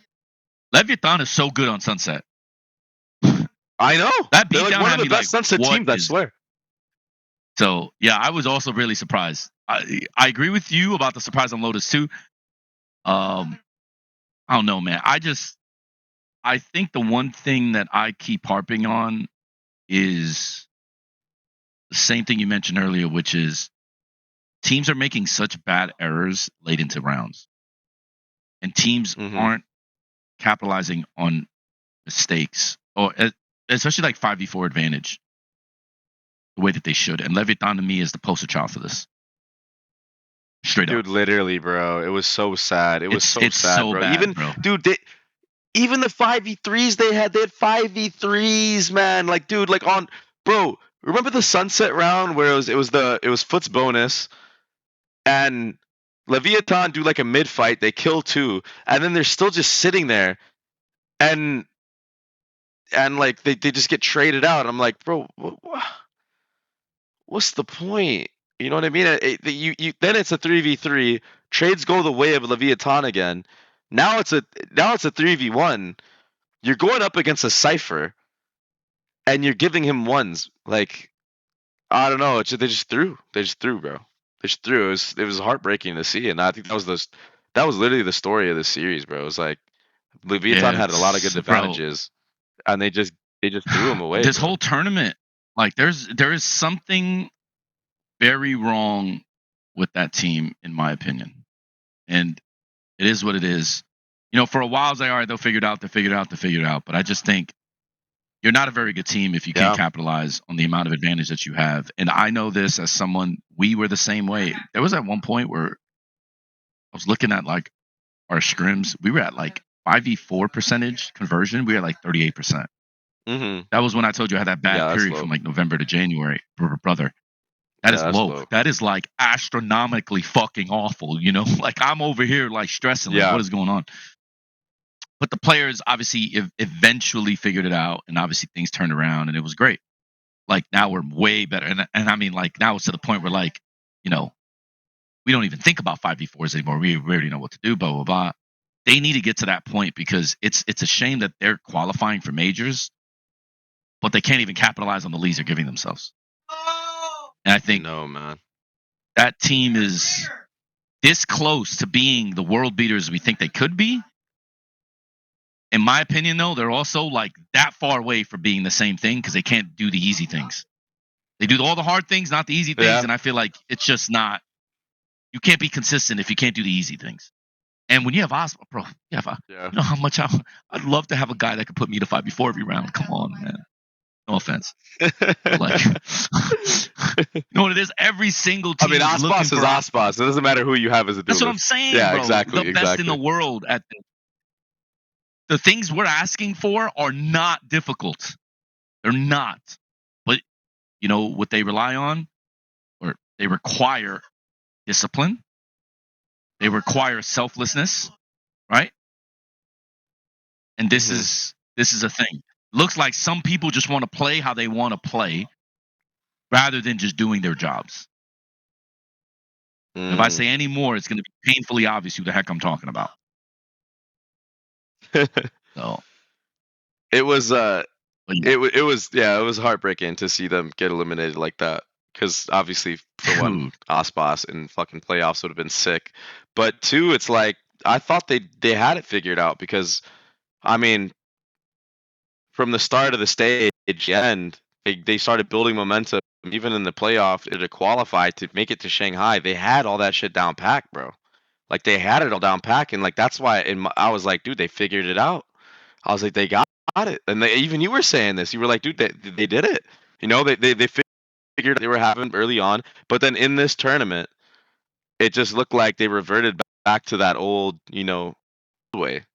And I think that's a scary sign for me because it's like now you have to redo it again. Now you have to find out how to get back to that mode where like you had it all figured out again. And what worked the first time might not be the same answer the second time around. Yeah. And I will say though too, I don't think this is a byproduct of the coaching because I think like X's and O's wise, some of the stuff that Leviatán does is really good. I don't Yeah. necessarily, in my opinion, I think it just comes from the players, and I'm not, trying to be biased because I'm a coach and I understand that like, you know, me saying something out of pocket could cost him his job or whatever. No, I actually genuinely mean that. I actually don't think this Yeah, is a of coaching course, issue. of course. Like, I genuinely think this is a players not playing their roles and people probably doing a little bit too much and they get punished enough and they don't realize this internally. Um, but yeah, I'll, I'll also say too, I don't think the pieces fit, if that makes sense. And I definitely don't want to touch on this because this is another team. This is another thing that they got to do. But I also think the pieces don't fit. You got some people that are kind of like overlapping on how they want to play and what they want to do. And I think, yeah, you need glue guy in some weird way, not the same 1-to-1, but like FNS ish, right? You need glue guys. You need guys that fill roles, do stuff rather than Yeah, like yeah. you know. I But yeah, think I think that's a really great point that you touched on, and like I think you're right. I think even with even okay, I'll use an example of last year because this is better to not call anybody out individually, but just because you have a player that's world class talent doesn't mean that when you bring him over to NA, this case it was Artist. We could talk about this, right? Artist to NRG. Artist.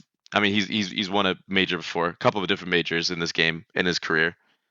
Just because he's insane like that on his respective teams in Europe doesn't mean that you can bring him over here into North America and have him perform the same way in a different system and everything. You know what I mean? Sometimes the pieces just don't fit, like you said, and that doesn't mean Mhm. that NRG is bad at fitting him into the system that they want. It doesn't mean that artists isn't a system player or whatever you want to say, it doesn't mean that they're bad in their respective ways. Sometimes things just aren't meant to be, and sometimes you got to find out the hard way. You know.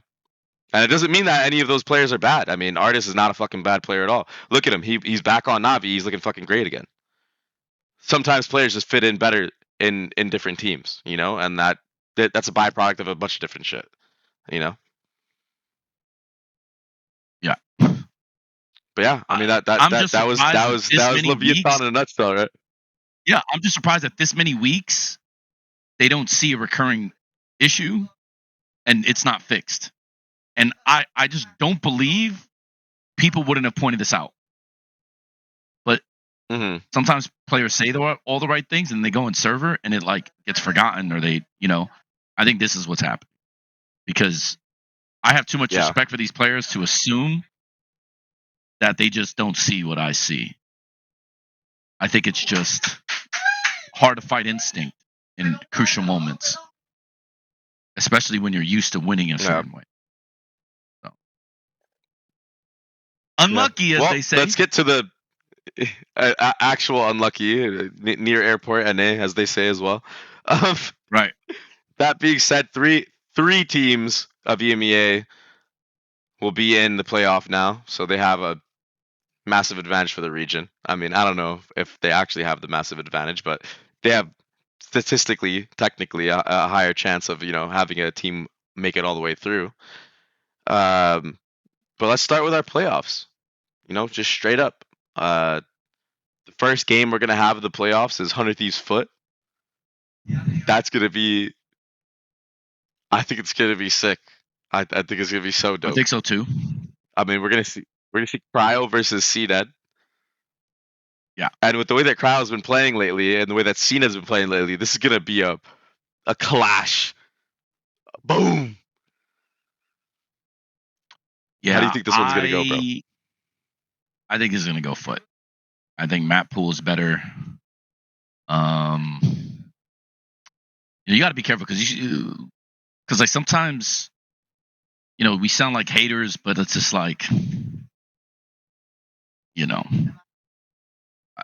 Foot's probably gonna ban Breeze. 100 Thieves, man. 100 Thieves also banned Breeze, Lotus. I think picks and bans are pretty even amongst these teams, so I'll say that I don't really think any team has a massive advantage. As a matter of fact, Foot and 100 Thieves like Bind. They both can play Sunset, Split. I don't think the picks and bans are the reason. I don't even think Cryo is going to get owned by CNET. I don't think that's the reason either. I think 1 through 5, though, I think I just trust, in my opinion, FUT more because they've been playing well all year. 100 Thieves had a moment.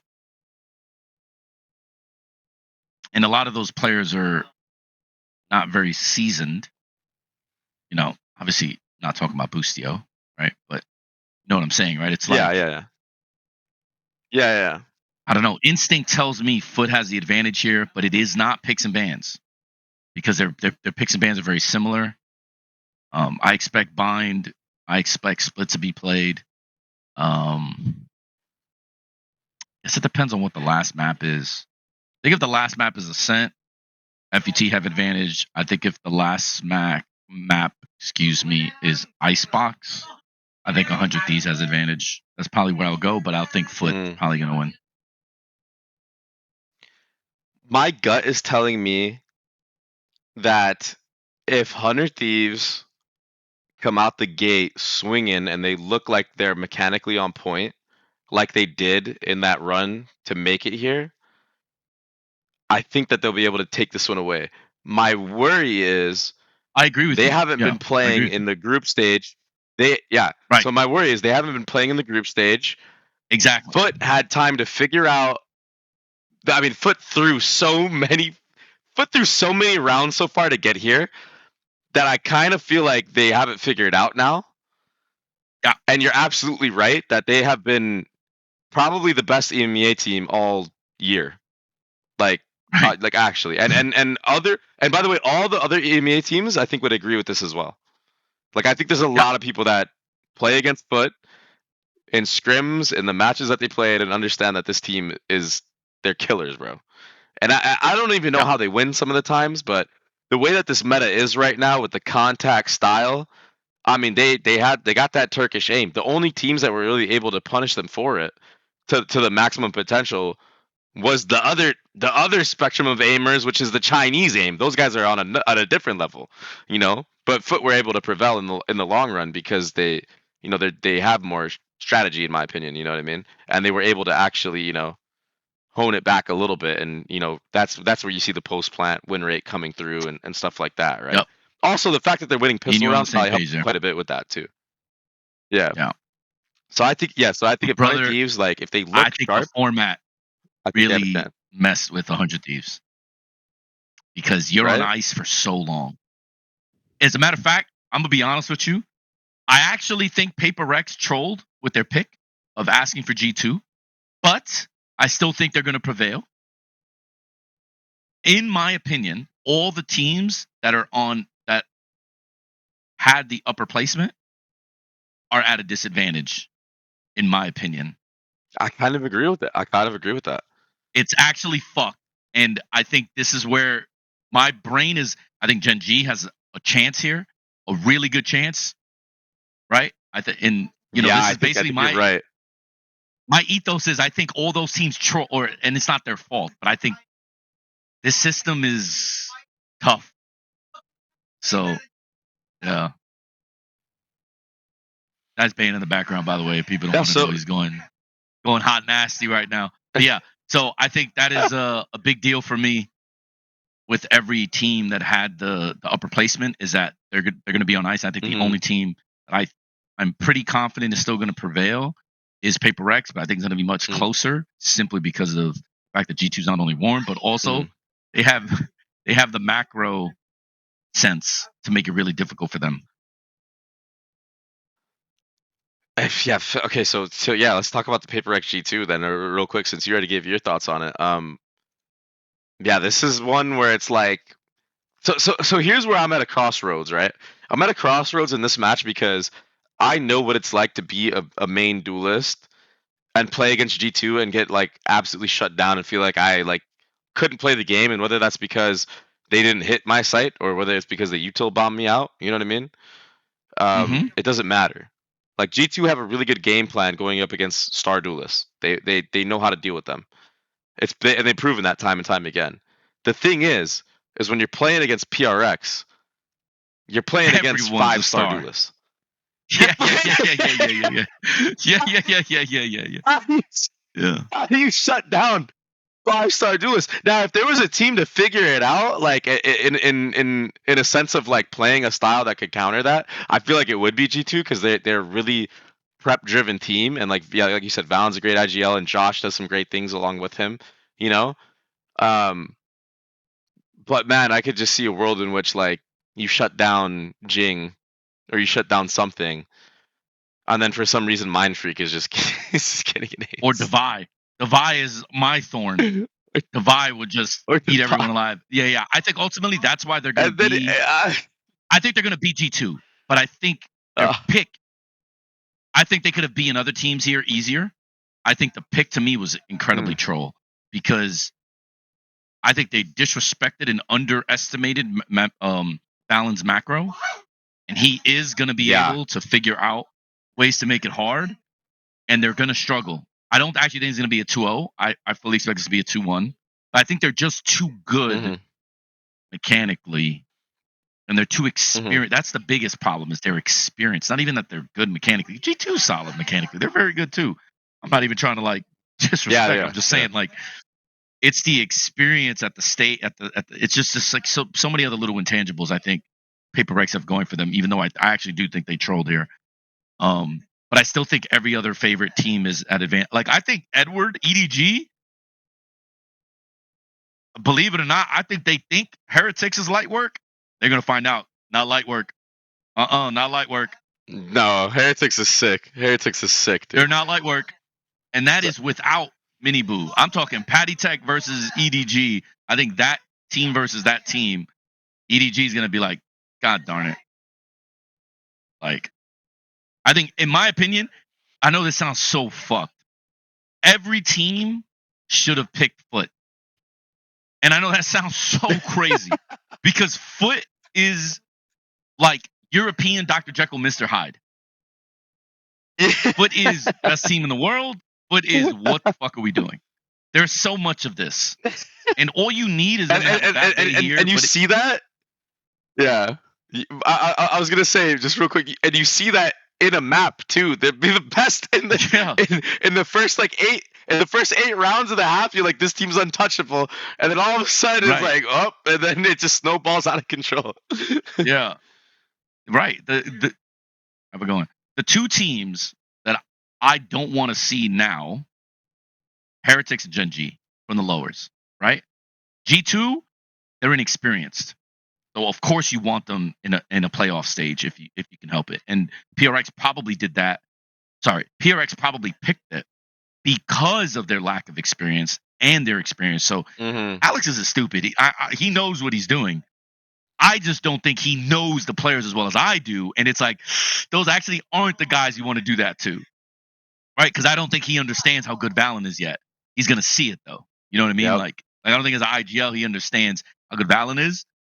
I don't think he cares. I mean, if I'm him, I wouldn't care either. But I'm just saying, like, so in my head, I'm like, oh, I just want Foot. They're the European version of us, and we're better. Like, we got them. You know? But I think for every team, they should have all been thinking about picking Foot first because, you know, sure, at their best, they might be harder than some of these other teams you're going to play. At their worst, there's a good chance you're going to see that. You might be able to just steal 2 maps right away, bomb, bomb, bomb, bomb. Whereas I think Gen.G, you're going to get a good level. I think Heretics, you're going to get a very good level. I think G2's the other. Which one do you see? But I think Valen can. If macro's a struggle for you, Valen can make it really hard. Right? Like, I think DRX, body. Well, with old stax, DRX. This season, stax, DRX. Body G2. Macro, micro, everything, right? PRX, I could see them struggling with macro. And I think EDG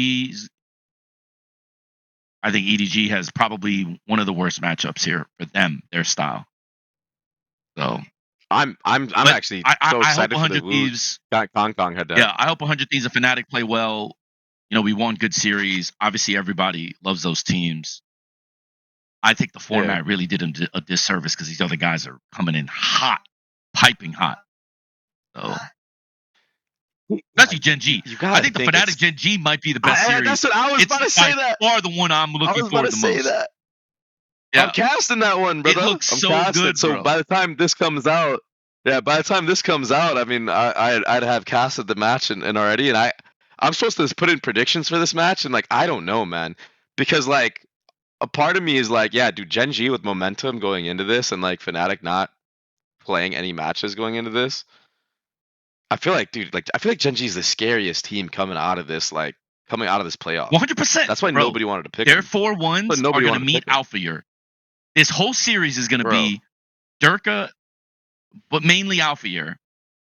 What happens when you see the death ball, the silent death ball of Gen.G when they're 4-1 silent walk-ups? That's the matchup. If Alpha can get one and get traded, great. If he goes down early, FNATIC are fucked. Like, he needs to survive because they're going to find him and they're going to target him and they're going to look for him. And sometimes they're going to run into Durka and the 2-man team he has behind him. And whoever's winning these trades, when we played against Gen.G, we were losing those trades. We were not coming out well on the other side. We were not holding well enough. You know, obviously, FNATIC, I think, are a better team than even we are now. I'm not obviously comparing rosters. I'm just saying, like, when you play against Gen.G, these 4-1 silent walk-ups, you start feeling a little, and if you're not playing KO and Sova, you don't feel comfortable because you don't want to just mindlessly throw util guessing into the wind. And on both of these teams, they don't play double initiator. So when you don't have the info game against Gen.G, so like, you know, I don't know. I don't know where things are gonna go for them. FNATIC, right? Like, I don't look. If they ban Sunset, I would laugh. But FNATIC are probably gonna ban Sunset and then probably split. I think. Okay, if we're being completely honest, I've always said I think Gen.G on Sunset, they're wet tissue paper. So if FNATIC ban it, Yeah. they don't understand the matches. They're not watching the team. If FNATIC ban it, they're just So trolling. yeah, Actually, I agree. I think that Gen.G actually has the map advantage in the series. I actually think they have the yeah, map that's where I advantage was in the going with series. this. Was Like in terms of map pool. because Yeah. yeah, because if FNATIC is dumb and bans Sunset, I think it's basically you're cooked. Like, to me, I would just get rid of bind. I mean, sorry, Gen.G. If I'm Gen.G, I just get rid of bind. Let them pick, or sorry, ban Sunset for me, right? Because the thing is, they both want to ban the same. Kind of not really. Like, yes and no. Because Kind like of, yeah. Gen.G like to ban split, bind, Sunset. FNATIC basically go split, Sunset. Pretty sure, yeah. So Well, I don't know. Fnatic It's has been playing split, but their comp, I don't think their comp matches up well against the double duelist comp, because so yeah. if split comes through in this map pool somehow, I think that Fnatic is gonna struggle because they play like Raze, Yoru, I completely agree. Breach. That's it. Like I completely that's agree. it. And like Yeah. solo controller and Cypher. And I feel like if you're gonna play a comp like that against Gen.G, who are running double duelist as well, I don't know. I just don't see you beating Gen.G on split. Like if that Yeah. goes through. Icebox and Split are the two maps. If those two maps are in the pool, Gen.G has a massive advantage. Massive advantage. And Mhm. Split, especially because of what I mentioned to you, the 4-1s against Alpha or Durka are going to be really Yeah. good. I think it comes down to those two. If they get those two maps, Gen.G is a massive advantage. If FNATIC is stupid enough to ban Sunset, then then we know like they're just not those guys, because at this level you can't make mistakes like this on the veto.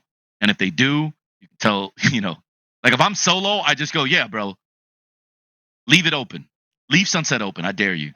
Because even though they banned it so much, they played it, they've won. FNATIC clearly don't like it. Like, force FNATIC Mhm. to ban it for you, you get rid of bind. I think that's the move. And if they start doing that, they'll have such a nice advantage and momentum train, I think, on the pick ban. I think individually, FNATIC probably have an advantage, but this is a team. Gen.G's a team, and I think that's why I truly believe they're going to win. And it's not even FNATIC's fault, because I'll be honest, me saying that implies that I think Gen.G's a better team overall and they'll win. FNATIC's individuals are so good they can steal it. The problem is FNATIC haven't played in 2 weeks almost. Yeah. Like, that's what you know what That's I'm saying? weird. Like, that's the problem. And you have to beat Gen.G. I don't think this format did any favors. And I'll be honest with you, if we made, let's say we beat PRX, right? And we go and we like win and Mhm. do all that stuff and we get this, I'd be saying the same thing secretly to you about us. Bro, we haven't played in 2 weeks. Now we're about to play a killer that's hot. Oh, They about to play Gen.G, bro. They this about is, to play Gen.G, bro. They just got bro, second. this is what I'm, it's hard, Oh bro. And I god. think I think momentum and form are the equalizers here. And I think this is Mm. why the lower teams have a decent advantage coming into this. That doesn't matter once you get in server, right? Because once you feel it out, Yeah. you get a few rounds in, cool. Somebody starts off hot, they might basically carry your early game, and then then that stuff goes away. But coming into a series, confidence wise, if I'm Gen.G or like any of the teams that are in the lowers, guys, we've played more. Yeah, they can anti-stratus and stuff, but like blah blah blah blah. And at this level, you're now at the new stage. If you're gonna run all your same sets and do the same patterns and protocols, and I mean, you're not gonna win a tournament ever. So, like, Mhm. there should be enough difference that it takes these top teams a little bit of time to kind of catch on. I think once that happens, Mhm. hopefully you want to be up like 4-2 when they start to get a read on you, and then you can flip the switch again. So that's where I think Gen.G has an advantage. And I feel bad for all these top teams because I know what the rhetoric is going to be. They're all Fanatics wash. This team is this. This 100 Thieves is trash. They're fake. They're frauds. It's like, guys, they haven't played in 2 weeks. Nah. Yeah, they literally haven't played like a match, and So not on like their own soil. Like it's not on their own stage either. Like this is a different stage. yeah, it's right. going to be hard. Haven't played At on least stage it once. is. Yeah, at least it's not lose and go home. Yeah. That is a good sign. Right, like that what is a happened good sign. with us. But for now, I remember do my agree. playoffs, lose and go home. Yeah. Unlucky. I do agree that the teams that won their way into the playoff have a bit of an advantage for sure. Apart from maybe G2, I feel like G2 don't have as much of an advantage just because it's paper X. Okay. And like, it's just this will be Paper too X, long dude. to talk Like, about, it's so I'm just not going to Paper get X, into bro. this. Yeah. I'm not going to get into this specifically because I should, because I just thought about something that I should have noticed earlier, so my bad. But I believe if teams are coming out of as the 1 seed, they should have Team A, Team B selection, and that means Team B is probably going to be the one that most teams pick because they get 2 maps instead of 1. I think that advantage might be good enough to neutralize, and I didn't consider that when I had the discussion with Gen.G and FNATIC. I'm not going to go back and change everything, whatever, but that's also something that I think happens because I was thinking like, dude, it's not enough advantage. I was like, wait, yeah, it is, because if they're Team B, if you can guarantee the top seeds are Team B, then they do have a nice advantage. You get your map. So I didn't really consider that at first, but that's the problem. Yeah, but anyways, aside from that, everything else I said I mean. However, map pool between FNATIC and Gen.G shouldn't go Gen.G's way unless FNATIC are absolutely trolling. And if that's the case, then that's what we're going to be talking about next week. Yeah, literally. Literally. Yeah. So, We'll find out. We'll find out very soon. Yeah. All right. I mean, I think that's it. That's a wrap on episode 8 of SpikeTalk, man. I mean, shoot, it was crazy getting this all working with the audio issues that we had and everything. We're both in Shanghai. I'm in Shanghai. You're in Korea now. Super last minute. I messed up so bad too. Hopefully next week it'll be People a little don't bit realize how much I messed up my sleep schedule because of jet lag. Oh no, dude. You're fucked. You're actually fucked. I done goofed, But yeah, boys. if you guys made it this far, thank you guys for watching. That's gonna be it for me. And then yeah, that's it for us. GG's. We'll see what happens with these matches. See if we're right or wrong. And either way, it doesn't really matter because we're gonna be back no matter what. Talking about if we were right or if we were wrong, regardless, bro. Yep. So let's get it.